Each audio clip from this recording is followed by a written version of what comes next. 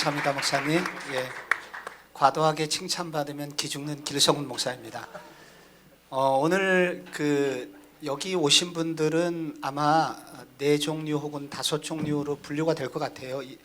이미 개척을 하신 분들, 그리고 개척을 꿈꾸고 준비하시는 분들, 그리고 개척을 할까 말까 고민하시는 분들, 그리고 개척자를 어떻게 발굴해서 도와야 될지 탐색하러 오신 담임 목사님들, 그리고 GCM 세미나 안 듣고 싶었지만 과정 중에 하나라고 해서 어쩔 수 없이 3번째 강의 들으신 분들 등등이 여기 모여 있을 것 같습니다.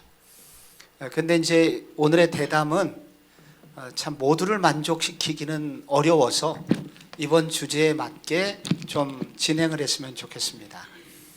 그동안 강의를 다 들으신 분들이기 때문에 오늘의 그 대담의 시간은 조금은 좀 개인적이고 좀 세밀한 얘기들이 많이 진행이 됐으면 좋겠습니다. 마치 분위기 있는 카페에서 형님과 동생이 그렇게 친구가 대화를 나누듯이 좀 그런 시간이 좀 만들어졌으면 좋겠습니다. 이미 강의는 많은 것을 이렇게 들으셨으니까요. 그래서 이미 또 많은 분들이 관심을 기울여 주셔서 질문이 많이 올라왔더라고요. 그래서 오늘 이 짧은 시간에 이게 어떻게 소화가 돼야 될지 한번 진행을 하면서 고민을 해보겠습니다. 기도해 주시면서 좀 마음의 응원 보내주시면서 대담에 응해 주시면 고맙겠습니다. 여기 5분은 소개를 이제 안 해도 될 것 같아요.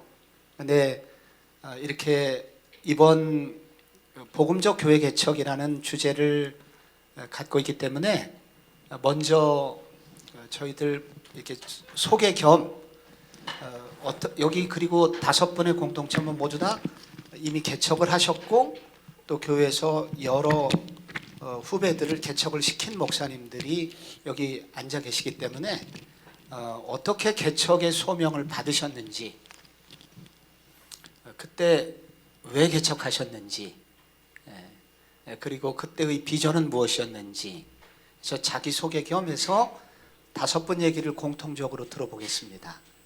근데 저희들이 이제 시간이 이제 1시간 5분 정도 남았는데 저희들이 시간 절약을 위해서 하나에 답변하실 때 1, 2분 좀 가능하면 짤막짤막하게 그렇게 답변을 해주시고, 여러분들이 관심을 많이 보여주시면 그분에게 조금 더 집중적인 좀 질문을 드리는 방식으로 그렇게 해보도록 하겠습니다.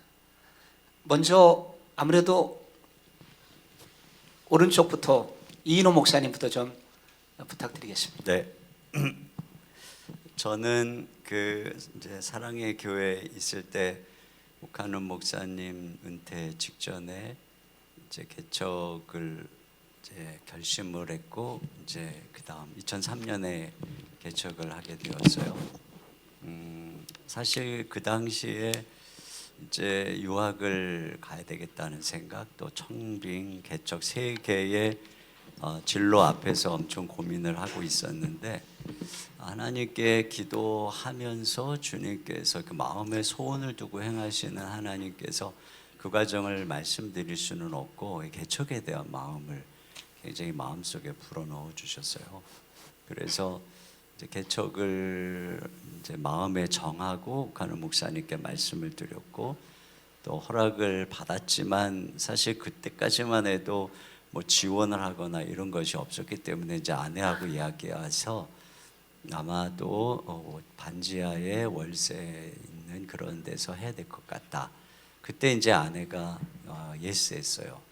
굉장히 고민하던 중에 그 당시에 이제 본회퍼의 어떤 헌신과 결단에 대한 이야기, 그리고 또 이제 저 스스로 먹고 살 걱정 없다면 나는 이 3가지 중에 뭘 결단할까, 이런 생각을 굉장히 오래 고민을 했는데, 그때 주님께서 마음속에 주시기를 너 먹고 살 걱정 없고 내가 네 인생 책임진다면 그렇다면 너 뭐 하고 싶니? 라고 주님이 저에게 물으셨을 때 마음속에 내가 개척하고 싶구나, 그걸 그때 이제 확인을 한 것이죠. 여기까지만 해야 될 것 같아요. 네. 고맙습니다. 와닿는 말씀 감사드립니다. 이규현 목사님 이어서. 저는 강의 때도 잠깐 말씀드렸는데 제 가슴 속에서 개척에 대한 막 뜨거운 열정으로 한 게 아니라 설명하자면 외적인 부르심. 내적으로는 전혀 생각을 하고 있지 않는데 제가 강의 때 김윤정 목사님이 당신도 안 하는 걸 누구 보고 하라고 했는 그 얘기를 했잖아요. 근데 그 전에 또 한 가지가 더 사건이 있었는데 제가 이제 그 새로운 이제 제가 동산교회 부목사를 그만두고 이제 어떤 길로 가야 할지를 하나님께 좀 질문하면서 예수원에 가서 기도를 했거든요. 근데 기도하는 내내 아무런 특별한 어떤 응답을 받지 못했어요. 그래서 그냥 뭐 우리 형들이 하던 대로 나도 어느 중형교회 이제 청빙받으면 가야지 뭐 이러고 이제 사실은 그거는 원래 생각이 있었고 어디로 가야 할지를 물으러 갔는데 아무 특별한 응답도 없었고 그래서 어떤 이제 집에 오기 직전에 마지막에 차 한잔하고 집에 와야지 하고 이제 그 차 마시는 데가 있는데 내 앞에 어떤 분이 앉더라고요. 처음 보는 분인데 홍 목사님이라는 분이 숙대 안에 교수실에 개척을 했다는 어떤 목사님 앉아가지고 대화하다가 뭐 큰 수분동 얘기도 나오고 뭐 쭉 하니까 그분이 좋은 생각이라고 막 저를 칭찬하면서 저보고 그럼 목사님도 개척하시겠네요 그러더라고. 그래서 제가 말문이 막혀가지고 저는 개척하고는 좀 안 맞는 것 같아요. 그랬더니 그분이 처음 그 말을 했어요. 손가락으로 저를 딱 가리키면서 아니 목사님도 안 하는 걸 왜 그런 걸 기획을 하셨습니까? 딱 해서 사실 한마디도 못했어요. 근데 집에 오는 내내 하나님이 이분을 만나게 하려고 예수원까지 나를 보내셨나? 그 생각을 했고 그러고 진짜 한 2주 지난 다음에 김용 목사님 불러가지고 당신도 안 할 걸 누구 보고 하라고 이걸 했냐 해서 저는 사실 외적인 부르심에서부터 시작해가지고 진짜 그 문제로 기도하다가 진짜 하나님께서 나에게 이분들을 통해서 말씀하시는구나. 이게 이제 제 첫 부끄러운 출발이었습니다. 할렐루야. 그 두 번 연속하여 꾼 꿈은 하나님이 주신 꿈이네요. 감사드립니다. 정갑신 목사님 이어서 부탁드립니다. 내적 부르심, 외적 부르심. 저는 내적 밀려남 뭐 이런 건 것 같아요. 그러니까 저는 이제 기성교회에서 담임을 하다가 이제 거기서 큰 실패, 그러니까 내적 실패를 경험하고 선택지가 없더라고요. 그래서 땅을 파자니 힘이 없고 빌어먹자니 부끄럽구나. 뭐 이제 이런 생각이 굉장히 많이 들었는데 뭐랄까 하는데 사실은 선교지로 가면 좋겠다 이렇게 생각을 하고 아내한테 얘기했더니 좋은 생각이라고 그래서 혼자 가라고 그래서 제가 그게 주님의 뜻이 아닌 걸 확신하고 다시 기도하던 중에 2009년 4월 1일 아침에 개척하면 좋겠다는 마음이 들었는데 너무 기뻤어요. 예, 뭘 약간 의심스럽긴 했어요. 왜 만우절에 그런 감동을 주셨을까? 그런 생각했는데 집에 가서 이제 아내한테 얘기했더니 아내가 저를 이렇게 안아주면서 울었어요. 자기는 1년 전부터 당신의 입에서 그런 말이 나오기를 기다리고 있었다고. 그래서 우리가 은퇴할 때까지 10가정만으로도 충분한 마음이 자기는 있다고. 그래서 그 말이 저에게 엄청난 격려를 줬고 그게 이제 시발점이 됐습니다. 네, 고맙습니다. 네, 박두진 목사님. 저는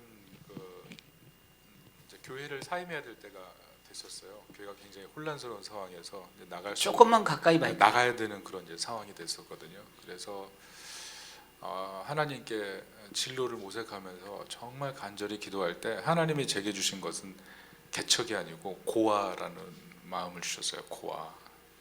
근데 제가 그 말씀, 그게 마음 속에서 떠오르면서 굉장히 사실 많이 하나님 앞에서 울었거든요. 왜냐하면 제가 젊을 때 20살 때 24살 때까지 고아원 사역을 좀 했었거든요. 그러면서 젊을 때 앞으로 고아원을 세우고 재정적으로 서포트하고 많은 고아들을 돕겠다는 그런 마음을 갖고 있었는데 나이가 들면서 나는 그 그릇이 아니다. 그런 것들을 깨닫고 전혀 할 수 없다고 생각하고 완전히 포기하고 완전히 잊어버렸었거든요. 근데 교회를 나갈 때쯤에 하나님께서 갑자기 그 음성을 딱 주시는 순간에 제가 하나님 다 기억하고 계시구나. 너무 세밀하신 분이구나. 그것 때문에 제가 많이 울었던 것 같아요. 그런데 그때 이제 제 체력도 안 좋고 진로도 좀 굉장히 답답하고 그런 상황이어서 고민을 하면서 어떻게 할까 하다가 그러면 청빙을 하든지 개척을 하든지 둘 중에 하나인데 하나님 길을 알려주십시오. 그리고 이제 어떤 저의 멘토 목사님 찾아갔더니 이제 제가 강의에서 얘기했던 것처럼 20년 되니까 내 교회 갔다. 그 전에는 자기 일 하나도 못했다. 그 얘기 들으면서 이 일을 하려면 체력도 부족하고 결국은 교회를 해서 이 일을 해야 되겠구나라는 생각이 들었어요. 그리고 이제 하나님께 기도하는 가운데 개척하라는 분명한 사인을 받았어요. 그래서 개척을 하게 됐습니다. 네. 목사님 노진산 목사님이십니다. 네, 교회 개척할 때에 자연스러운 교회 개척과 부자연스러운 교회 개척이 있다고 그래요. 부자연스러운 교회 개척에도 두 가지가 있는데 반항하는 교회 개척, 마지못해 하는 교회 개척. 이제 그 부자연스러운 교회 개척인데 저는 아마 부자연스러운 교회 개척에서 반항하면서 마지못해 하는 그러한 것 같았는데 34살에 교회 청빙이 돼서 가려고 했다가 마지막에 안 되고 저에게 다시 한번 콜링에 대해서 생각하고 목회에 대해서 생각하는 그런 때가 있었는데요. 그때 뉴욕에 마침 리디머 교회에서 교회 개척을 한참 운동이 시작되고 그리고 교회 개척에 대해서 하나님께서 깊은 마음을 주셨어요. 그래서 교회 사임을 하고 리디머 교회와 같이 이제 교회 개척을 하는 그 꿈을 꾸고 그래서 2000년도에 교회 개척을 했습니다. 네. 이게 5분 얘기만 들어봐도 이렇게 많은 해답이 그동안 어젯밤에 여기 목사님들께서 제게 우리 팀에게 주셨던 많은 질문들이 해답이 막 되는 것 같아요. 이 자체가. 그리고 저는 개인적으로 지금 개척을 해보지를 못했습니다.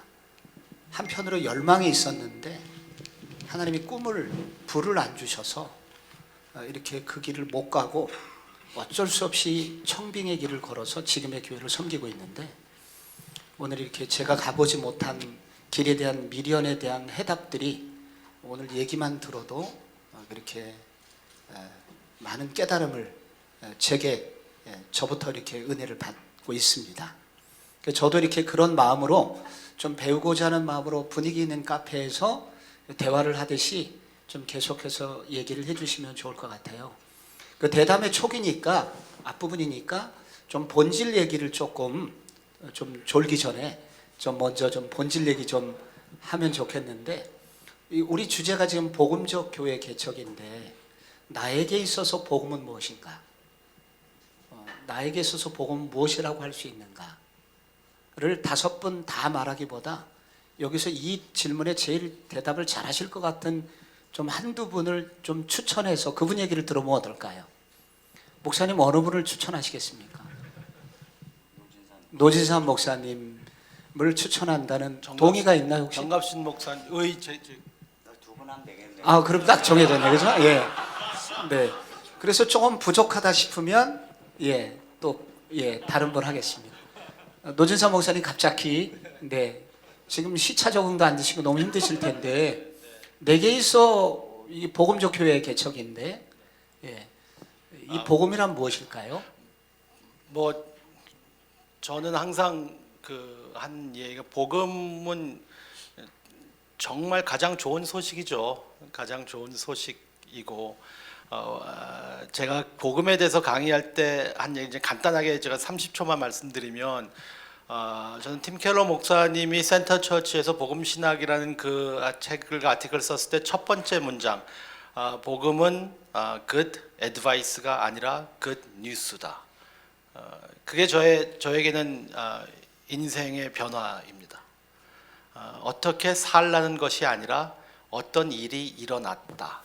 근데 그 일이 정말 엄청난 일이에요. 천지가 변하는 일이에요. 천지가 변하는 일. 얼마나 엄청난 일이냐면 하나님이 인간이 되어 오셨다. 찰스 스퍼진이 이야기한 것처럼 하나님이 인간이 되어 오셨다라는 말씀은 사람이 돼지가 되는 것보다 더 어려운 일이다. 하나님이 인간이 되어 주셨다. 우리를 위해서 평생 온전하게 사시고 십자가에 죽으시고 우리를 구원해 주시고 그리고 우리에게 새 나라와 새 땅을 주시는 부활하셨다. 그 굿뉴스가 묵상하면 묵상할수록 너무너무 대단한 거예요. 그리고 그것으로 인하여서 오는 베네핏이라 할까요? 아니면 뭐 혜택이라고 할까요? 하는 것은 저에게는 개인적으로는 to you입니다. to you. 자유와 여유. 제가 증명할 것도 없고 잃을 것도 없는 삶을 살 수 있도록 하는 것 같아요. 네, 정 목사님. 저는 훨씬 짧게 얘기할 수 있는데 전적으로 공감합니다. 근데 제가 들으면서 생각한 거는 저에게 굉장히 좀 실존적으로 대답을 하자면 저에게 있어서 복음은 재료에서 DNA로 이동하는 여정인 것 같아요.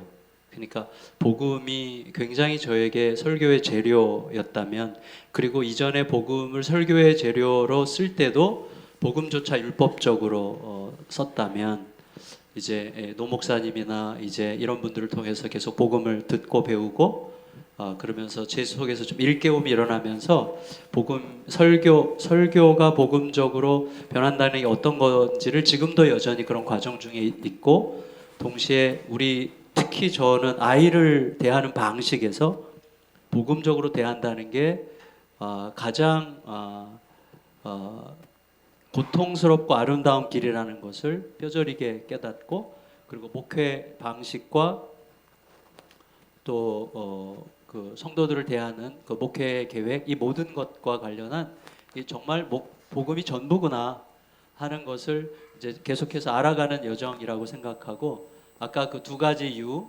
거기에 완전히 공감하고 있습니다. 네, 주석이 좀 필요할 것 같아요. 지금 좀 어렵게 말씀하셔서. 이규호 목사님 친하시죠? 지금 무슨 말씀하신 건지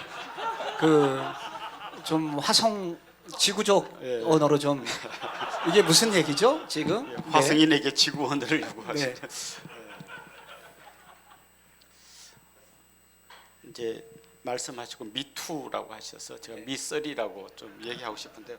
저는 이게 우리 이 CTCK가 여기까지 올 수 있었던 가장 중요한 이유는 입에서 이야기가 계속 나왔기 때문이 아니라 이렇게 믿고 이렇게 살았던 사람들의 이야기 때문에 여기까지 왔다고 생각해요. 예를 들면 우리가 정말 우리 한국에서 팀 켈러의 그 CT2C를 좀 배우고 싶습니다 할 때 우리 노진사 목사님이 그냥 바로 비행기 타고 날아오셔가지고 자기 경비를 들여서 오셔서 할 때 이게 진짜 복음을 통과한 복음을 경험한 사람들이 자기가 하나님의 미랄이 되는 방식이 이런 거구나 라는 이게 굉장히 저는 소중했다고 생각해요. 이런 비슷한 이야기는 우리 책에 다 나오고 어디 가나 들을 수 있는 이야기지만 그래서 저는 우리가 이제 개척을 이야기할 때 복음 설교를 많이 우리가 배웠지만 결국은 이 설교가 개척을 하는 과정 속에서 우리 목사님들을 옆에서 지켜보는 분들이 볼 때 이분이 지금 하시는 이 복음 설교와 이분이 지금 개척을 하는 이 삶의 방식이 정말 서로 일치될 때 거기서 엄청난 능력이 나타날 거라고 생각해요. 와. 정말 네 이해가 많이 됐고 그리고 정 목사님이 아까 말씀하신 얘기가 그런 뜻이었다는 것이 확 가슴에 와닿습니다. 그 주석을 들으니까 그 깊이가. 그래서 사실은 저는 CTC에 오게 된 것이 이인호 목사님이 저를 이렇게 초대해 주셔갖고 제가 여기 왔거든요. 그때 만나지 말았었어야 되는데 그런 막 후회도 중간중간에 없었던 것은 아닌데 정말 상당한 유익을 저도 누리고 있고 그래서 저도 지금 여기 계신 노 목사님부터 시작해서 우리 이인호 목사님에 이르기까지 선배 목사님들 제게 이제 몇 년 선배 목사님들이신데 이분들의 이런 값없이 내어줌의 삶을 계속 제가 보면서 나도 그렇게 살아야 되는구나 이제 그런 도전을 많이 좀 얻었어요. 그래서 이인호 목사님도 그렇고 정 목사님도 그렇고 뭐 뉴욕에서 오신 분은 물론이고 지금 또 댁에 돌아가셨다가 또 이게 지금 아무런 대가 없이 강의하시고 다시 돌아가셨다고 또 오늘 또 오시고 이렇게 해서 미래 많은 젊은 목사님들이 잘 성장하기를 소원하는 헌신적 삶들이 있는데 그렇게 이 목사님을 움직이고 있는 그 복음은 뭡니까? 목사님 왜 그렇게 저한테도 헌신적인 삶을 사시나요? 제 부끄럽습니다. 그렇게 더 살라고 지금 자꾸 그러시는 것 같아요. 저는 이제 계속 복음에 대해서 고민하면서 아까 노 목사님 말씀하신 것처럼 이제 복음은 우리들 어떻게 살라고 하는 그 충고가 아니라 우리를 위해서 하나님께서 예수님 통해 이루시는 소식이다 이제 그랬잖아요. 이제 저는 이렇게 계속 팀켈러 목사님의 이 복음을 공부하면서 제가 발견한 게 뭐냐, 우리 예를 들어서 설교에 있어서 이제 본문이 뭐라고 얘기를 하잖아요. 근데 우리는 그렇게 할 수 없다. 예수님이 그렇게 하셨고 예수님에서 우리 이렇게 할 수 있다잖아요. 결론은 그 어드바이스가 무시돼서 되는 건 아니잖아요. 분명히 성경이 우리에게 너는 이렇게 살아야 된다. 우리가 순종하는 것. 이것이 우리가 복음을 얘기한다고 무시하는 거 아니거든요. 근데 우리가 그렇게 살지 않아도 예수님께서 우리를 위해서 다 이루셨고 또 우리에게 한량없는 은혜를 베푸셨어요. 그렇기 때문에 우리가 하나님의 자녀로서 그렇게 살고 싶은 거죠. 그리고 그런 주님의 은혜가 우리 마음속에 하나님을 향한 사랑을 불러일으키고 그래서 결국 이렇게 살게 하는 거죠. 그래서 저는 복음은 우리로 하여금 그렇게 살으라고 하는 어드바이스가 아니라 복음은 소식이지만 그 소식은 무엇인가? 우리로 하여금 그렇게 살 수 있게 하는 소식이다. 저는 그렇게 생각합니다. 네, 귀한 말씀 감사드립니다. 지금 제가 어저께 우리 목사님들이 주신 질문 중에 눈에 확 들어오는 질문이 하나 있었어요. 우리가 개척을 하면 이러저러한 일이 어렵다는 얘기를 많이 하는데 그거 말고 좀 기쁜 것은 무엇인가? 개척자에게 주는 감격과 기쁨. 사실 이것이 더 크기 때문에 개척을 하는 것인데 개척을 하시면서 무엇이 가장 좋으셨나? 무엇이 행복하셨을까요? 우선 박두준 목사님 준비되어 계시죠? 지금 개척한 지 가장 파릇파릇하시니까 어떤 기쁨이 있습니까?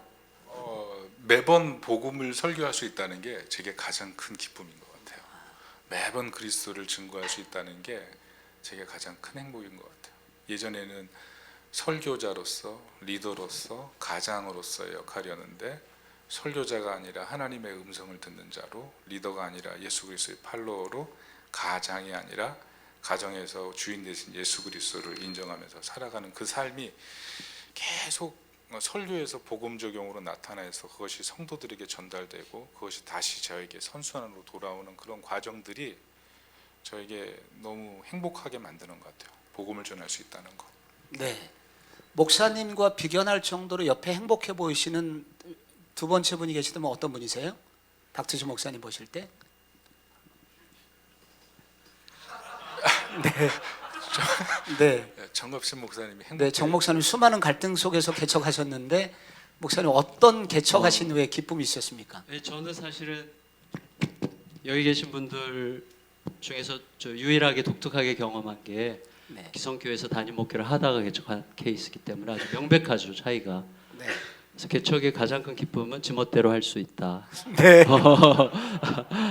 근데 지멋대로라는 게 이전에는 내가 복음적이라고 확신하는 어떤 것을 실체화하려고 할 때 엄청나게 많은 오해와 장벽들에 부딪힐 수밖에 없었는데 네.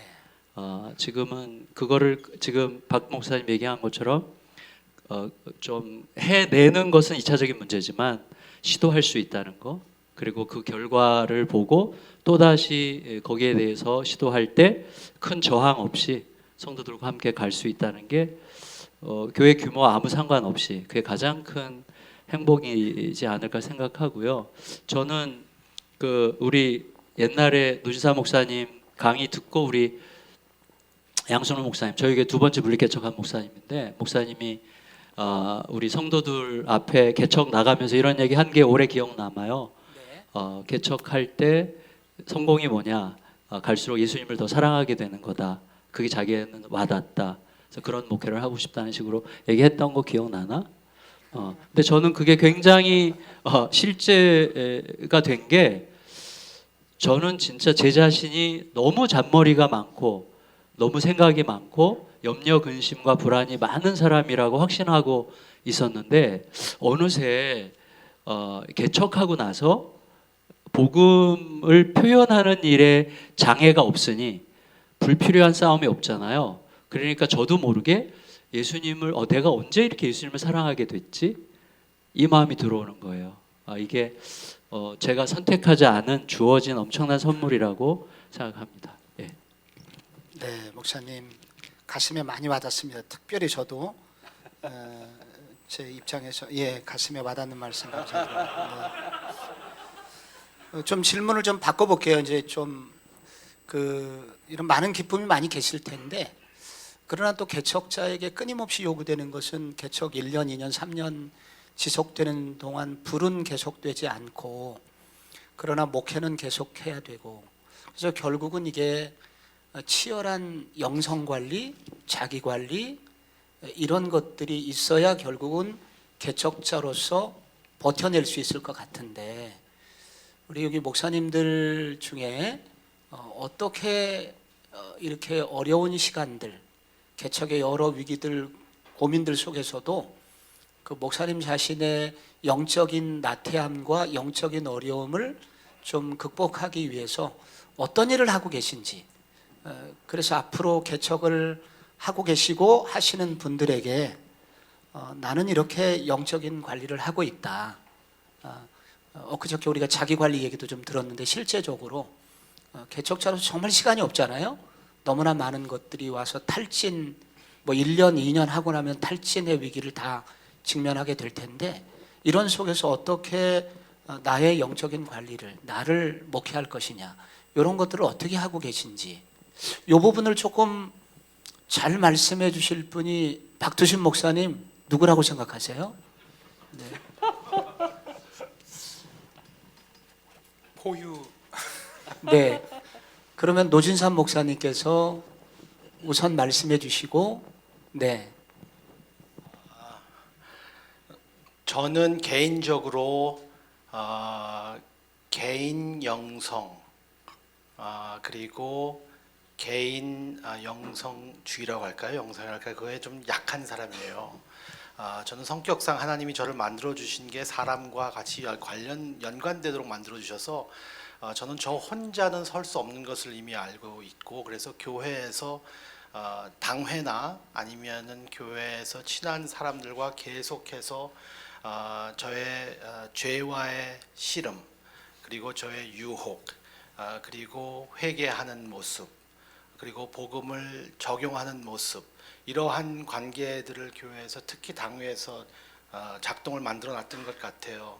저는 개인 영성은 정말 힘들어요. 아까 말씀드린 것처럼 제가 2시간 강의할 수 있는데 30분 기도하기는 정말 힘들어요. 그래서 기도가 참 부족하고, 그리고 정말 주님 앞에 들어가는 그런 시간이 있어야 되는데 저는 그게 잘 안 되더라고요. 저는 같이 있으면 2시간, 3시간도 같이 기도하면서 이야기하면서 주님께 나갈 수 있는 그런 경험들 많이 하는 것 같아서, 저는 그러한 그 장치를 통해서 이제까지 그래도 이제까지 왔던 것 같아요.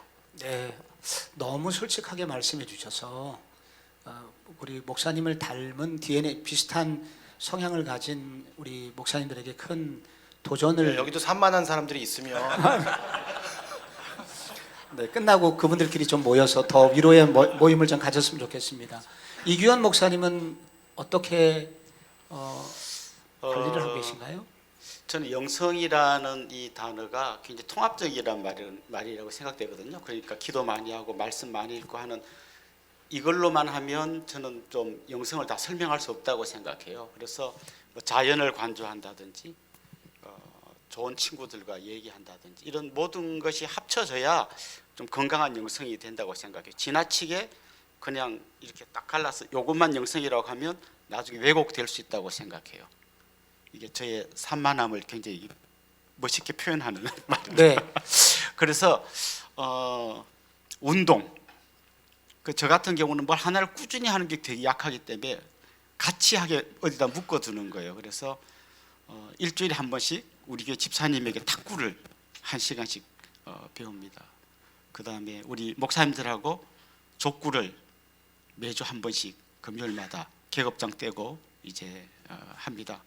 그리고 월요일은 모든 약속을 다 취소하고 아내와 그냥 경치 좋은 데 가서 꽃 보고 나무 보고 바람 쐬고 커피 마시고 그걸 합니다. 근데 저는 이런 게 전부 다 잘 기도와 말씀하고 잘 어우러져야 진짜 영성이 든든히 서가는 거라고 생각해요. 안 그러면 진짜 우리 또래에 벌써 탈진하고 막 정말 벌써 나가 떨어지는 분 한두 분이 아니더라고요.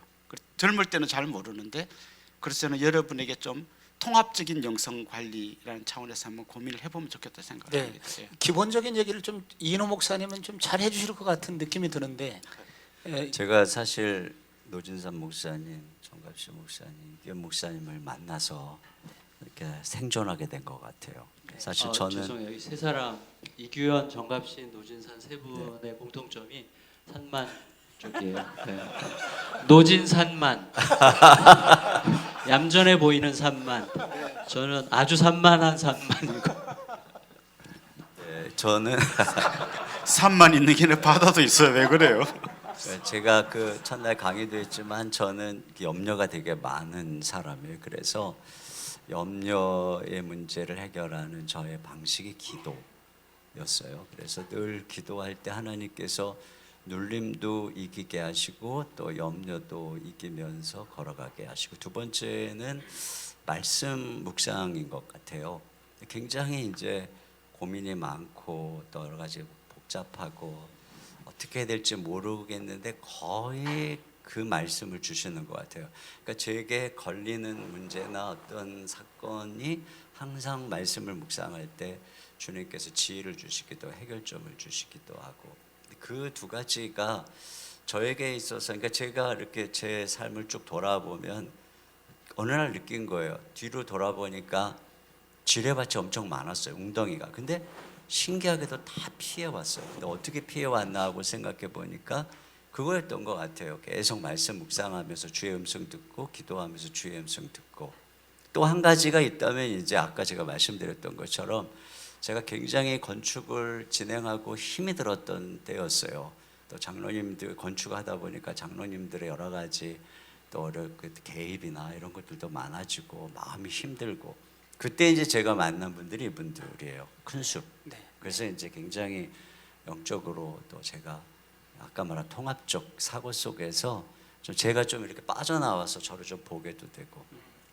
그래서 지금 자연스럽게 우리가 개척을 하다 보면은 어느 날 이러다 죽겠구나 그런 위기들을 다 만나게 되는데, 방금 이인호 목사님께서 그런 그 건축을 하면서 큰 위기와 어려움을 만났는데 그것이 말씀과 기도뿐 아니라 이런 우정을 통해서 그런 위기를 넘어갔다는 말씀을 해주신 거나 마찬가지인데, 이와 연관해서 이렇게 개척을 하시고 목회를 하시는 동안에 혹시 이러다 죽겠구나 하는 그런 경험이 있으셨고, 그래서 뒤돌아보니까 이렇게 내가 넘어간 것 같다, 그런 케이스가 있으시면 한두 분 얘기를 좀 해주실 수 있을까요? 네, 정갑시 목사님이요.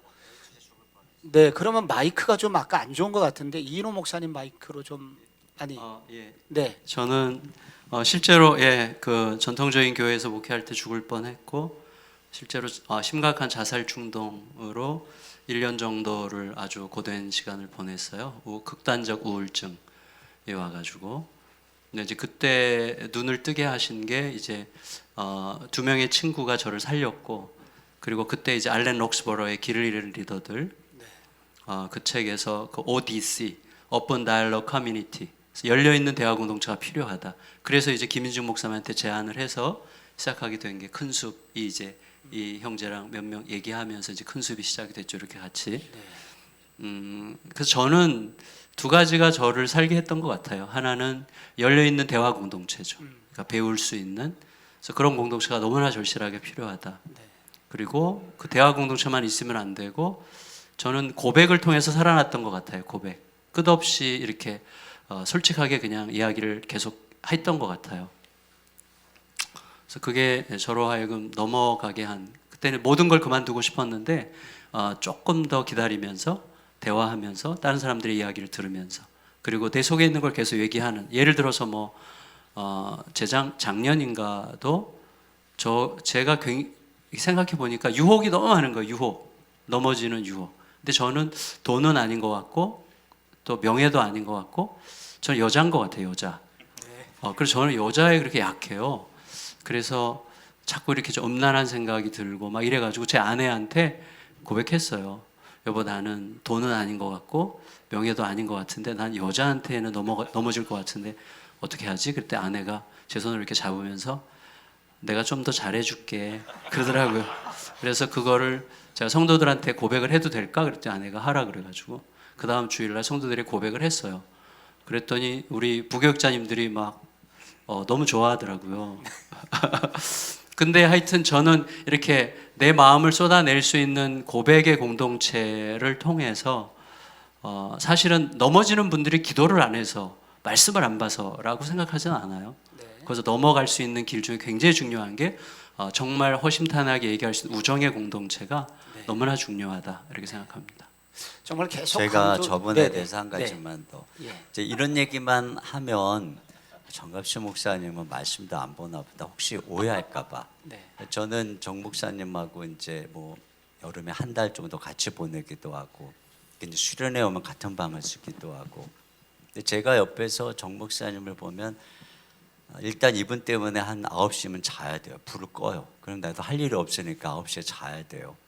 그리고 한 3시에서 4시면 일어나요. 3시에서 4시에 일어나서 뭐 하나 보면 큐티, 근데 불을 켜야 되니까 나 때문에 말씀 묵상 못하니까 나가요. 나가서 혼자 어딘가 한적한 곳에 가서 말씀 묵상을 항상 해요. 그리고 이제 그날 이렇게 대화를 하는 걸 보면은 하나님께서 자기에게 주신 음성을 따라서 이제 적용하는 삶을 사는 거예요. 만나는 모든 부분에서 열려 있게.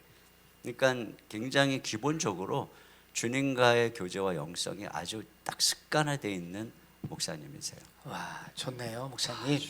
그 목사님 잠깐만요. 예, 잠깐만 이게 네. 또 균형을 좀 맞춰야 될 것 같아요. 네, 네. 네. 그때 제가 굉장히 전략적으로 그렇게 했던 건데 그때 수련회 때만 그렇게 하는. 아니. 정 목사님의 큐티는 거의 뭐 20분 큐티가 아니에요. 몇 시간 큐티예요. 큐티고 그 말씀이 진짜 오늘 나를 어떻게 움직이나 이거 하는데 네. 또 이분은 기도하시는 분인데 네. 그러니까 어떻게 기도하나 지난번에 제가 한번 듣다 깜짝 놀랐는데요. 눈밭에서 눈이 다 녹을 때까지 기도해봤다고 들었어요. 그래서 저는 이 두 분 사이에 끼어서 말씀이 약해질 때면 이분 얘기를 좀 듣다가 기도가 약해질 때면 이분 얘기를 좀 듣다 그러면서 영성을 유지하고 있어요.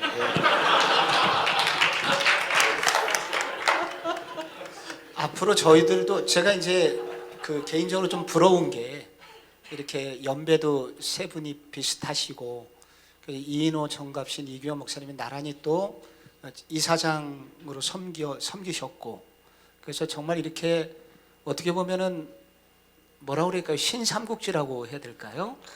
어떤 때는 뭐 요배 세 친구처럼 보이기도 할 때도 있는데 근데 보면 이렇게 저희들도 앞으로 우정을 만들어 가야 되는데 요분 누구예요? 그래서 이게 봄, 여름, 가을, 겨울이 있잖아요. 우정에도. 그래서 위기도 좀 있었을 텐데 그래서 그런 위기들을 잘 넘어서 오늘까지 이렇게 끝까지 이렇게 아름다운 우정을 뭐 위기는 있었는지 혹 그런 위기들을 또 어떻게 넘어서 오늘 잘 됐을까요? 있었어요. 왜냐하면 성격이 저기로 하면은 이제 이 두 분은 ENFP. 큰 숲에 가면은 이제 FP가 많아요. 근데 이분들의 특징이 뭐냐면 그날 이제 뭐를 이렇게 논의를 해요. 다음에 우리 며칠 날 어디 가자 이렇게 이제 얘기를 해요. 그러면 이제 제가 이렇게 일정을 보면은 일정이 있어요. 그래서 이제 저 일정이 있는데요. 그러면 막 뭐라 그래요. 뭐 우리가 같이 김유정 목사만 야단치면서 바꾸라고 그러면 제가 이제 교회 가서 바꿔요. 그걸. 그리고 이제 그 다음 주에 오면 이상하게 그 얘기를 안 해요. 그게 바뀐 거예요. 언제 바뀌었냐 그러니까 이분들끼리 밥 먹다가 한 사람이 그때 좀 바쁜데 어쩌저쩌고 그래? 그럼 안 되지 바꿔야지. 그러면 통보를 해줘야 되잖아요. 통보도 안 해요.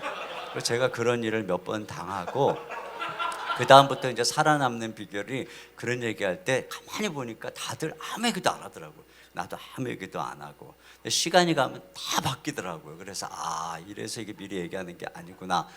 그러면서 이제 사실 처음에는 마음속에 야 이게 말이 되나 이런 제 생각이 있었는데 근데도 이런 분들 속에서 하나님이 일을 하시는 거예요. 그때 제가 이제 이게 완전히 사람에 대한 시야가 열린 거죠. 사람이 나 같은 사람하고만 이게 일하시는 게 아니구나. 이런 분들하고 일을 하는구나. 그러면서 이제 제가 마음이 이렇게 이제 여유로워졌잖아요. 그렇게 되니까 큰 숲에서 다 같이 마치 무슨 탕자가 돌아오듯이 제가 큰 숲에 아까 바뀌었다고 막 이러면서 엄청 뿌듯해하고 있어요. 근데 제가 생각해 보면 맞는 것 같아요. 왜냐하면 제가 이런 얘기를 우리 교회에서 이제 하고 그러면 우리 교인들이 다 좋아하는 거예요. 그러니까 이인호 목사가 이제 우리 담임 목사가 우리 큰 숲에 가가지고 정갈수 목사님 이런 분들 또 김인정 목사님 만나면서 굉장히 여유로워졌다. 그래서 사실 진짜 변화된 거죠. 제가 진짜 변화된 게 맞는 것 같네요. 지금 보니까 감사합니다. 그런 게 있었어요. 그런데 이제 그거 어떻게 극복했는지가 그런 위기를 어떻게? 한 가지 있었는데 이제 제가 연초에 어느 날 이제 큐티를 하는데 근데 진짜 안 가고 싶었어요. 너무 이제 제가 이제 이렇게 막 가서 안 맞고 뭔가 또 자꾸 또 김윤중 목사 맨날 이렇게 때리고 뭐라 그러면 돌대가리라고 그러고 막 이러니까 굉장히 내가 이 나이 이제 50대 중반이 돼가지고 이렇게 욕을 먹어야 되나 이제 이런 생각도 되고 또 거기가 큰 숲이 약간 이제 서열이에요. 우리 교단에 있어 그런 줄 몰라도 그래서 겨우 1살 많은데 막 야 형이 말한 대로 들어 막 이러면서 언제부터 자기가 형이었다. 이 사람들은 내 후배인데도 나 형 대우 안 하는데 위에 분들은 계속 형인 걸 강조하고 그래가지고 제가 이제 마음에 좀 힘들고 그래서 안 가려고 그랬어요. 근데 그날 큐티가 뭐였냐면은 이제 빌립보서 2장 우리 주님께서 죽기까지 복종하셨다는. 근데 그 말씀을 묵상하는데 주님께서 저한테 그러시는 거예요. 너 복종해봤냐? 너 맨날 앞에서 성도들 이끌어가고 네 마음대로 이렇게 해보고 근데 네 뜻에 안 맞고 너 그런 복종 배워봤냐? 너 큰 숲에 가서 복종을 배워야 된다. 근데 그때 주님께서 그러니까 내 이론이나 이런 것에 맞을 때 내가 이렇게 따라가는 게 아니라 안 맞아도 그래도 공동체 속에서 복종을 배워라. 네. 근데 그때 그 말씀에 순종을 했기 때문에 사실은 여기까지 온 거예요. 제가 잠깐 보충 설명할 시간이 있나요? 한 3분만? 뭐 1분만 부탁드립니다. 1.5분 정도. 사실 제가 교회 건축하면서 이인호 목사님한테 엄청 야단 맞았어요. 저는 너무 두려워가지고 이거를 땅 계약을 했다가 포기하겠다. 아무래도 포기해야 돼. 너무 두렵다. 이거 괜히 내가 욕심 부리는 것 같다. 그랬더니 쌍심지를 키고 이번 이제 원칙이 중요하거든요. 그러니까 계약한 그쪽은 어떻게 하라는 거냐. 당신 이렇게 사람이 산만해가지고 되겠냐. 당신 같은 사람이랑 나는 일을 못하겠다. 이렇게 얘기하는 거예요. 당신 같은 사람이랑은 중요한 일을 내가 못할 것 같다. 그래서 그때 제가 엄청 상처를 받았는데 집에 가서 얘기했더니 아내가 당신이 언제 야단 맞는 모임을 가겠어. 당신을 야단칠 수 있는 사람이 있는 곳이 중요한 거야. 라고 제가 저희 누나 말 듣고 이제 다시 갔는데 갈수록 너무 존경스러워. 그래서 제가 엄청나게 배우면서 잘 가고 있습니다. 참고로 이제 사모님이 2살인지 연상이시라 표현을 그렇게 누나 말 들었단 말씀을 그렇게 해주셨습니다. 이렇게 위기가 왔을 때 우정에 있어서의 위기가 왔을 때 이인호 목사님은 빌립보서 2장의 말씀을 통해서 정감신 목사님은 누나의 말씀을 통해서 그런 위기들을 잘 넘어갔다는 그래서 더 좋은 이런 아름다운 유정을 이렇게 다시 보니까 뭐 다니엘의 새 친구 같아요. 네, 계속 유정이 유지됐으면 좋겠고. 그리고 다니엘 얘기 좀 들어볼게요. 자기가 다니엘이야? 아니 저쪽 노 다니엘 목사님 얘기 잠깐 이제 주제를 잠깐 바꿔서 다니엘로 노 다니엘 네.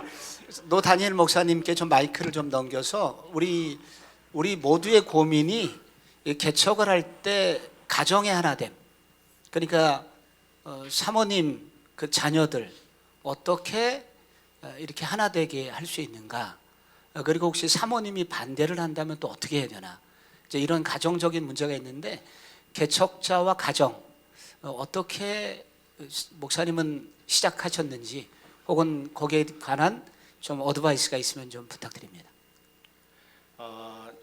문화적으로 차이가 좀 있을 수 있을 것 같아요. 성경을 보는 게 문화적인 차이가 있을 수 있지만 저의 문화적인 배경과 그리고 제가 그 가정사역과 성경을 보면서 가정사역에 적용하는 것은 결혼이 먼저다라는 그러한 신학적인 비전을 가지고 있기 때문에 가정이 먼저고, 그리고 자녀가 그 아내가 먼저고, 그리고 가정이니까.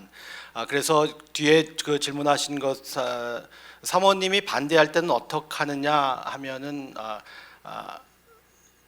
부부는 한 몸이잖아요. 한 몸인데 사모님이 반대하면 어떻게 하냐가 안 되는 거죠. 한 몸인데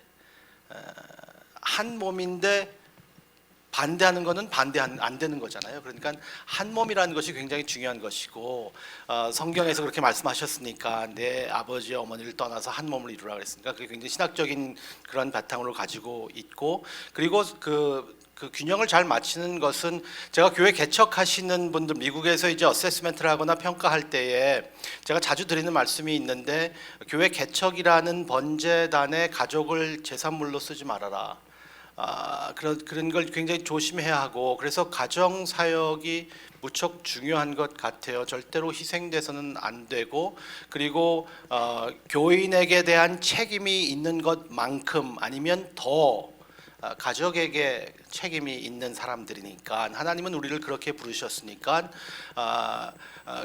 우리 자녀들과 아내와 아니면 남편을 희생하면서 교인을 섬기는 모습은 약간 좀 위선적인 모습인 것 같아요. 그래서 복음적인 그러한 삶을 사는 것은 우리 가정에서 먼저 일어나야 할 것이고, 그래서 거기서 건강한 가정이 될 때에 교회 수도 잘 섬길 수 있는 게 있을 것 같아서, 저는 가정과 사역 이렇게 두 가지로 이렇게 보는 것보다는 가정에서 사역으로 이 방향으로 보는 게 좀 더 저의 입장에서는 제가 자라오고 제가 보는 문화에서는 더 맞는 것 같지만, 여기는 또 네. 다르니까. 그럼 한국 얘기, 지금 미국 얘기 들었으니까 좀 그것이 지금 저희들도 영향을 받아서 또 목사님께서 가르쳐 주신 그런 원리에 따라서 대부분들이 따라가고 있다고 보여지는데요. 혹시 이와 관련돼서 조금 인내하면서 사모님이나 아이들하고 개척을 위해서 이렇게 좀 변화되었거나 좋은 사례가 있거나, 혹은 개척해 주신 부목사님들 중에서 그런 혹시 연관된 사례가 생각이 나시면 한 분 부탁드립니다. 그런 게 혹시 떠오를까요? 가정의 하나됨을. 네, 박두준 목사님. 저 같은 경우에는 이렇게 개척하기 전에 가정이 이렇게 화목하고 따뜻하고 그런 곳은 아니었어요. 근데 아내가 제가 개척한다고 얘기했을 때, 제가 가까이 되겠습니다. 개척한다고 얘기했을 때 흔쾌히 개척 같이 하겠다고 동참을 했어요.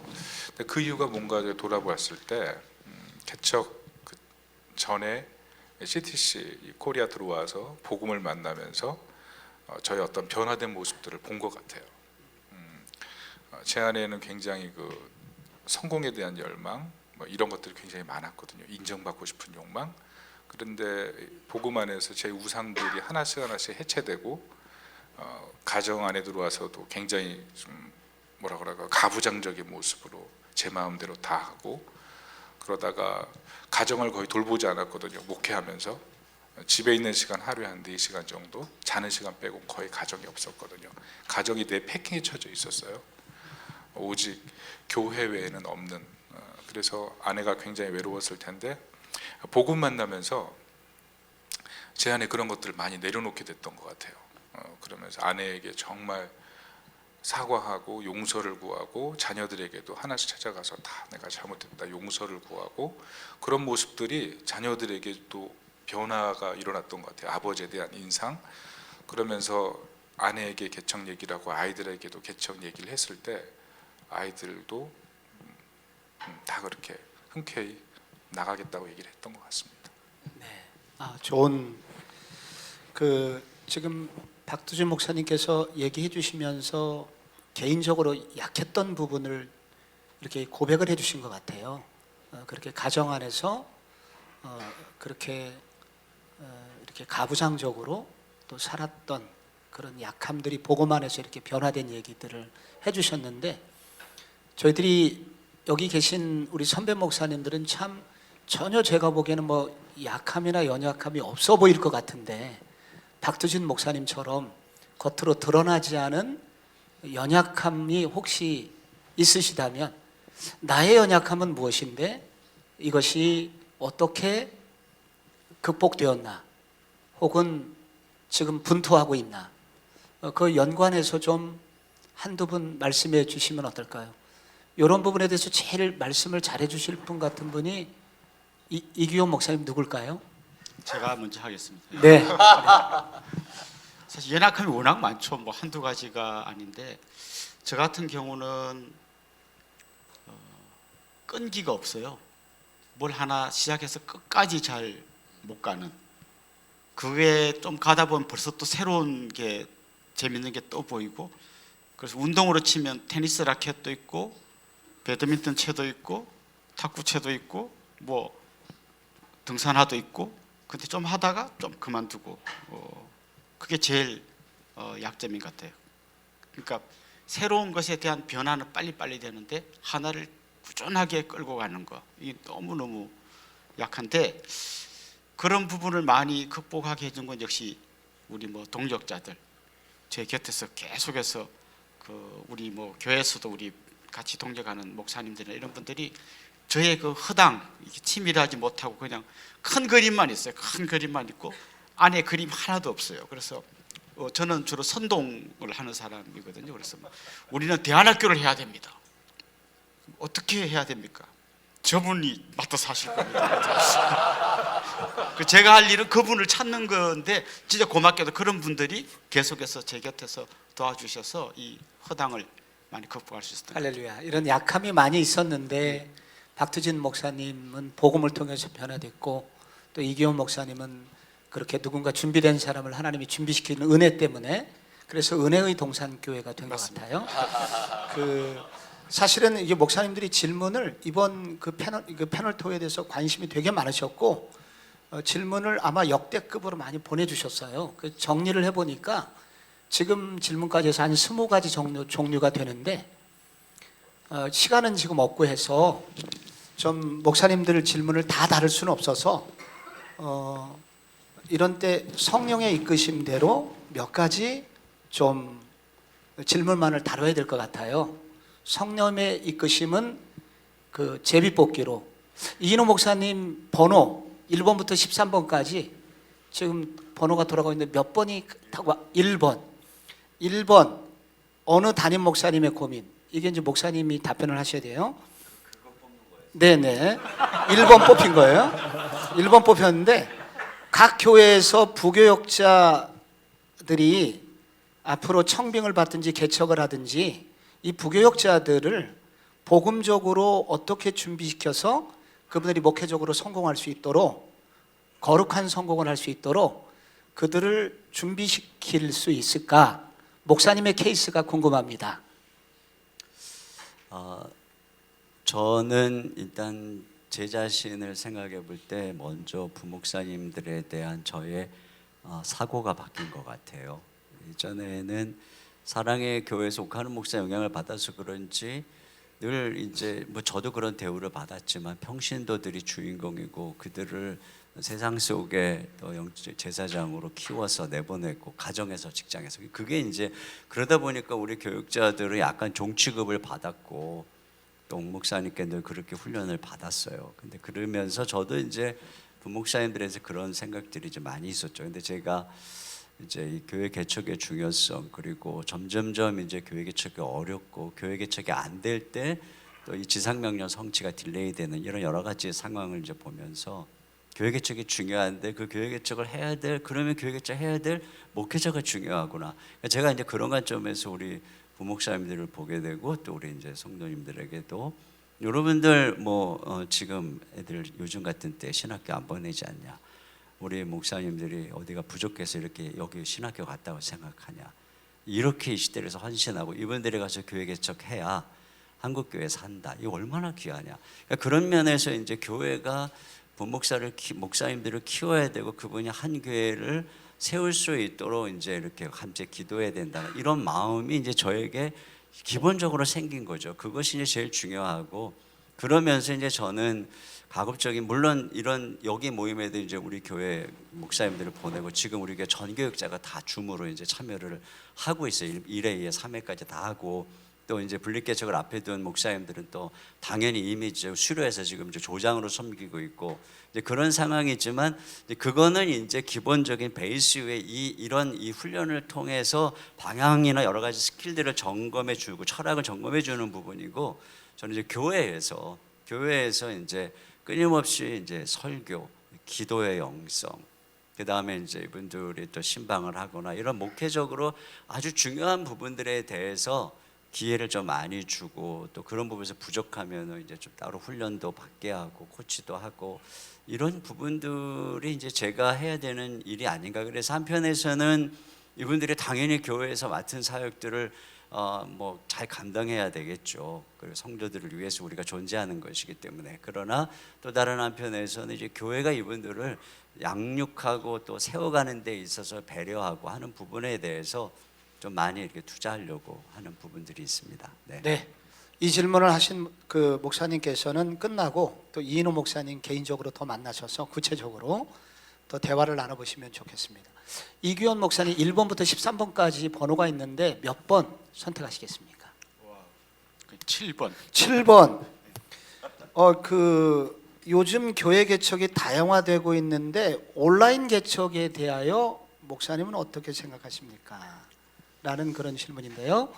저는 교회의 본질 중에 어떤 공동체성이라는 부분에 있어서 온라인 개척은 제 개인적으로는 반대예요. 근데 안 된다는 아닌데, 일단은 사람이 얼굴과 얼굴을 맞대고 그 안에 진짜 임재하신 성령님을 경험하는 그런 공동체가 되는 게 제일 이상적이고, 그러나 아주 대안적인, 지난번 코로나 사태라든지 또 우리 교회의 어제 강의하셨던 예성훈 목사님 같은 경우는 진짜 온 동네 방네 가난한 성도들을 다 찾아다니면서 만나기 때문에 예배 드릴 때는 줌 같은 걸로 동시에 이렇게 현장에서 드리고 자기가 또 직접 찾아가고 하는 이런 특수한 상황은 저는 얼마든지 가능하다고 생각해요. 그러나 처음부터 그거를 하는 건 제 개인적인 생각으로는 어떻게 하든 만나야 된다, 이게 생각입니다. 네. 이 질문 하신 분 또 이규현 목사님 끝나고 만나시기 바랍니다. 저 정갑춘 목사님 번호 1번부터 13번 있습니다. 4번이요. 4번을 선택을 보통 잘 안 하시는데. 안 할까봐. 네. 설교와 신방이 두려워서 개척을 망설이고 있는 후배가 있는데 어떻게 권면, 격려 말씀을 해주실 수 있을까요? 끝나고 찾아오세요. 네, 그런 분이 좀 여러 명 계신다면 한번 지금 설교와 신방이 없는 목회가 가능한지를 먼저 주님께 여쭤보시면 좋을 것 같으네요. 네.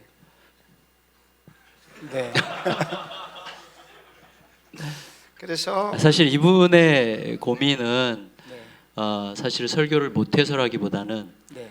설교에 대한 부담, 네. 또 신방에 대한 부담, 또 자기 성격에 대한 솔직한 통찰, 네. 이런 것과 연관이 된 질문 같아요. 네. 그러니까 고마운 질문인데 네. 사실은 그 부분은 설교와 신방이 없는 목회가 가능한지에 대해서 본인이 아실 거기 때문에, 네. 그러니까 어떻게 하면 설교와 신방이 목회의 전부가 되지 않는 목회가 가능한 건지, 혹은 내가 설교와 신방을 좀 더 행복하게 할 수 있는 길이 있는 건지 네. 어떤 이런 것에 대한 질문일 거라고 생각이 되기 때문에 네. 지극히 개인적 성향과 연관된 거라서 네. 저를 찾아오시는 게 좋지 않을까라고 생각하게 되고요. 네. 예. 참 좋습니다. 이 질문하신 분 정갑신 목사님께로 식사 시간에 가시면 됩니다. 식사 시간에 네. 제가 근데 식사 밖에 시간에 어떤 나가서 팀이랑 하시면 같이 되죠. 식사하기로 했는데 그 이번에 팀원이기를 말고 개인적으로 식사 약속. 저희 교회 오시면 제가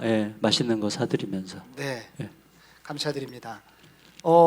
그 박두진 목사님 1번부터 13번이 있습니다. 몇 번? 저는 9번 하겠습니다. 9번. 그 이중직에 관련된 이슈인데 교회 개척과 관련해서 좀 이중직의 문제 지금 또 사실은 목사님도 그런 고민 해보셨죠? 네. 이중직을 어떻게 봐야 될까요? 저는 개척 초창기 때는 뭐 이중직이 어떻게 보면 가능하다고 생각하는데요. 실제로 목회 현장을 직접 경험하게 되면 성도들부터 우리에게 집중해 달라고 요구할 것 같습니다. 그래서 지금 이중직 하시는 분들이 점점 이제 매스미디어에 등장하고 그렇지만 현실적인 목회 상황이 이중직을 하면서 목회를 잘 감당할 수 있다고 저는 생각이 좀 되지 않는 쪽에 있어서 목양을 위해서라면 좀 어렵더라도 성도를 돌보는데 더 많은 시간을 할애하는 것이 제가 볼 때는 건강한 목회를 할 수 있지 않을까. 양떼들에게도 좋고 그럴 것 같습니다. 네. 그게 이제 원칙적으로는 그런데 이제 우리의 고민이 이제 여기 보통 패널로 나오신 분들은 좀 하나님께서 목회의 은혜를 좀 많이 주신 분들 같아요. 그래서 이게 이제 뭐 30명 이상만 돼도 이중직에 대해서 고민을 안 할 것 같은데 수년간 분투해도 그런 열매가 얻게 되었을 때는 이런 분들이 이제 많은 고민을 할 것 같은데 이 부분에 대해서 박두진 목사님 주신 말씀하고도 조금 다른 의견이 계신 분이 혹시 계신가요? 네. 뭐 다른 의견하기보다는 이제 말씀하신 게 공감하면서 실제 좀 펼쳐놓고 현실을 볼 때 100명 중에 60명 가까이 50명 이상이 이중직이 현실이라고 이제 해요. 그래서 저희 교회에서 사역했던 전사님이 최근에 우리는 일하는 목회자입니다라는 책을 냈고 지난주에 로잔에서 발제도 했는데 저도 이제 그 논문을 쭉 보면서 정말 많은 생각. 일단은 이중직이라는 주제는 객관화시켜서 펼쳐놓고 얘기해야 될 주제이기 이전에 이중직 목회라고 하는 것에 대해서 우리의 가슴이 먼저 고통을 느껴야 된다고 생각합니다. 그때 거기서부터 대화가 시작된다고 생각이 되고요.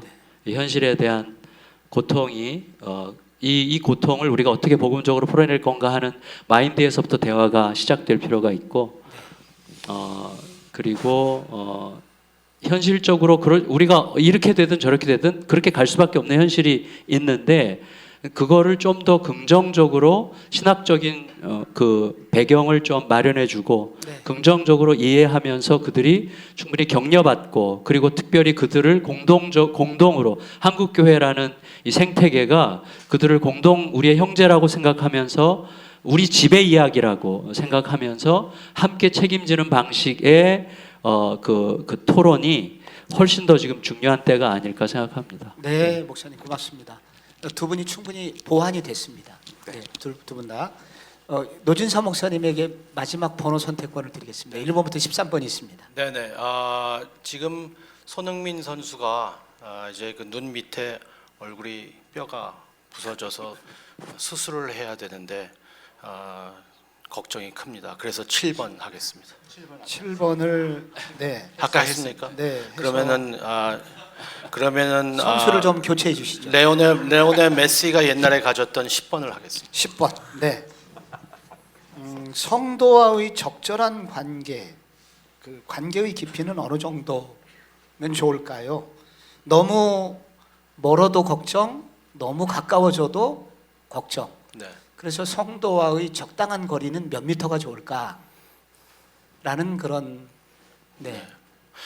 제가 생각하기에는 정말 가까우면서도 거리가 있을 수밖에 없죠. 성도들하고는 저희 교회 부목사님들하고 같이 이야기 나누면 성도들과 친구 같은 개념을 많이 가지고 있고, 저는 목사로서의 그 롤이 더 큰 것 같은데, 제가 그랬어요. 그 분들에게 그래도 친구는 아니다. 우리는 친구가 될 수는 없는 것 같아요. 그게 좀 현실이 좀 안타깝지만, 그렇지만 목회자, 친구 같은 목회자는 될 수 있지만 친구는 될 수 없는 것 아닐까. 왜냐하면 성도들이, 목회자는 온 교우를 목회해야 되는데, 친구는 좀 가까이 있는 사람들이 좀 친하게 좀 지내는 그런 그룹들이 있더라고요. 이렇게 보면 나랑 친하다 이렇게. 근데 그게 안 되는 때가 있기 때문에 목회자들과 성도들 간의 관계에서는 어느 정도 거리는 있어야 되고, 그리고 분명한 바운더리는 있어야 된다고 생각하는데, 그 바운더리는 개인마다 다르겠죠.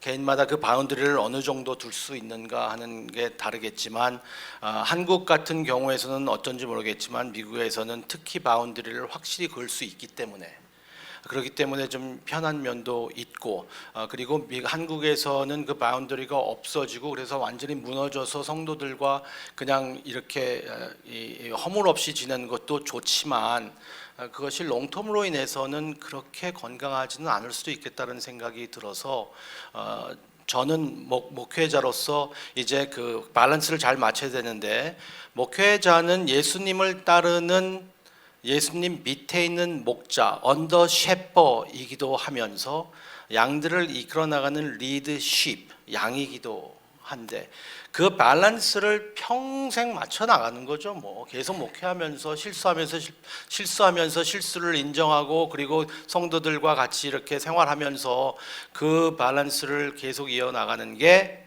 우리의 목회 삶인 것 같아요. 답은 네. 없을 것 같아요. 가깝고도 먼 사이. 네, 정말 헬리나 우엔 책 저도 떠오르는데, 서로 탱고를 출 수 있는 거리, 이렇게 춤을 출 수 있는 간격이 필요하다. 네, 그 너무 많은 좋은 질문이 있는데 개인적인 질문하면 이제 이걸 마쳐야 될 것 같고요. 마지막 그 질문도 모두 다 답변할 수 있는 시간은 안 돼서, 우리가 이런 교회, 복음적 교회 개척을 왜 이렇게 연합해서 해야 되나? CTC의 앞으로 교회 개척의 앞으로의 그림은 이대로 간다면 5년 후, 10년 후 어떻게 될까? 이런 꿈이 이런 모습이 그려질 것인가? 요런 그림을 처음 이사장 하셨던 이인호 목사님 한 말씀 해주시면 좋겠고, 지금 현 이사장이신 이규현 목사님 얘기를 좀 들으면서 오늘 토론회는 접어야 될 것 같은데요. 목사님 한번 부탁드립니다. 네, 사실 지금 저희가 이제 4번째 분립개척을 얼마 전에 했고요. 이규현 목사님도 4번 하시고 5번째 준비하고 계시고, 이번에 올해까지 5번째 분립개척. 이게 우리가 이런 꿈을 꾸은 것이 불과 10년 전이에요. 근데 우리가 벌써 우리만 해도 지금 12, 13 이렇게 금방 이제 되잖아요. 또 저희들 안에도 다른 분들도 그렇고, 그래서 저희가 이제 장로님들하고 얘기하면서도 계속적으로, 제가 은퇴해도 계속적으로 이게 우리 교회의 DNA가 되고, 그러면 이제 우리가 우리 교회 주변에서, 우리 교회에서 분립개척한 분들과도 이렇게 하나의 어떤 생태계를 이루지만, 또 옆에 있는 이런 교회와 분립했던 교회들이 같은 DNA를 가지고 또 이렇게 걸어가고, 또 그렇지 않다 하더라도 주변에 이러한 이제 복음적인 어떤 교회의 DNA를 가진 교회들과 연합하면, 이것이 지금은 굉장히 미약해 보이는데 금방 좀 더 시간이 지나면 엄청난 한국 교회의 어떤 체질을 변화시키는 그런 파워가 되리라고 믿고요. 또 저희들이 이런 이제 훈련을 통해서 계속 이제 목사님들, 또 개척하시는 분들과 계속 이런 이제 꿈들을 꾸어가기 때문에, 지금 우리가 이제 TGC 코리아를 통해서 이제 연합해가지고 복음과 도시를 만드는데, 그 복음과 도시에서 이제 저희들이 추구하는 것이, 물론 전체적으로 이제 이렇게 복음적인 운동을, 연합 운동을 일으키는 것도 있지만, 이제 제 마음 속에는 그 교회들에서 많은 자원들을 발굴해서 어떻게 해서든지 개척교회나 이제 개척을 하려고 하는 목사님들에게 흘려보내고자 하는 것이에요. 근데 실제적으로 그렇게 하고 있거든요. 그렇게 이제 우리 큰 교회에서 계속적으로 저희들에게 지원을 해주고 또 매년 1억씩 지원하는 데 있고 막 수천만 원씩 하는 이런 이제 교회들이 많이 있어요. 그렇기 때문에 저희가 다음 주에 이제 개척학교도 해서 그걸 수료하신 분들에게 2년 동안 생활비도 지원할 수 있는데 이것들을 이제 계속적으로 확대해 나가서 궁극적으로는 그 힘이 지금 우리가 인위적으로 막 큰 교회를 작은 교회로 만들고 뭐 큰 교회대로 자가자라 이렇게 하기는 어렵잖아요. 또 가는 성도들 못 가게 할 수는 없잖아요. 그러나 우리가 할 수 있는 것은 이렇게 분립 개척을 하고 또 개척을 지원을 해서 파송을 하고 이건 할 수 있다고 생각하거든요. 그래서 이런 운동이 한국 사회에 일어날 수 있는 그러한 이제 발걸음들을 제가 가고 있고 그것이 아마 10년, 20년 이내에 뭔가 한국 사회에 이런 생태계 변화를 이루지 않겠는가 이런 생각을 갖고 있습니다. 네. 이제 30초밖에 시간이 없는데 어쩌죠, 목사님? 5분까지 가네요. 네. 이게 홀로 가는 길은 계속 잘못 갔다가 돌아오고 실수도 하고 뭐 굉장히 힘들지만 먼저 누군가 발자국을 좀 남겨 놓아둔 길을 따라가면 훨씬 더 쉽게 갈 수 있고요. 철이 철을 날카롭게 하는 것처럼 또 이렇게 모여가지고 같이 대화하고 듣고 하다 보면 서로가 서로에게 격려도 되고 나도 이걸 풀리지 않은 하나의 고리를 딱 찾아내기도 하고 굉장히 소중한 시간들이 될 것 같아요. 아까 우리 목사님 말씀해 주신 대로 뭐 10년 전에는 이런 게 황당한 얘기 같지만 요만큼 왔고 그 다음부터는 이제 개척된 교회가 한 번만 더 개척하기 시작하면 그때부터는 우리 한국교회에 큰 지형의 변화가 올 거다 이렇게 생각하고 무엇보다 이게 어떤 교회가 하나 생기냐 이런 것보다 정말 우리가 광야에 서서 우리가 떼주고 나면 우리도 위기가 오잖아요. 그러니까 자꾸 광야로 나가서 그 광야에서만 맛볼 수 있는 만나와 생수를 맛보는 그 기쁨을 우리 모두가 같이 누린다면 너무 좋은 운동이 될 것 같습니다. 네. 조금 더 시간 주셨으니까 저기 정갑식 목사님께서 해주시고. 저는 네. 노지사 목사님이 마지막으로- 했으면 해서요. 아니 지금 마지막으로 기회를 드리려고. 그래서 목사님도 마지막의 길을. 지금. 마지막의 길을. 네. 그러면은 그러니까 밖에서 혹은 네. 사실은 어떻게 보면 모체의 네, 입장에서 그렇죠. 한국 교회를 바라보면서 기대하시는 바를 네. 얘기해 주시면 좋을 것 같아서요. 네. 네, 아까 이인호 목사님이 그 단어를 표현해 주셨는데요. 생태계를 말씀해 주셨는데 교회 개척 운동이 생태계로 일어나야만 될 수 있을 것 같아요. 저희들의 목적은 교회 개척은 아니에요. 교회 개척이 아니라 교회 도시 부흥이죠. 그리고 도시 변화. 그리고 그것을 가장 효과적으로 할 수 있는 일이 교회 개척 운동이라고 생각하고 그리고 그런 교회 개척 운동이 일어남으로 인하여서 도시 부흥이 일어나고 하나님의 나라가 이 땅에 임하는 것을 확실하게 보여줄 수 있는 것이기 때문에 교회 개척에 헌신하는 것이고 그리고 그 생태계가 일어나기 위해서는 MH 제가 어저께 처음 들은 그 표현이었는데요. MH는 약간 힘들 수도 있으니까 이렇게 같이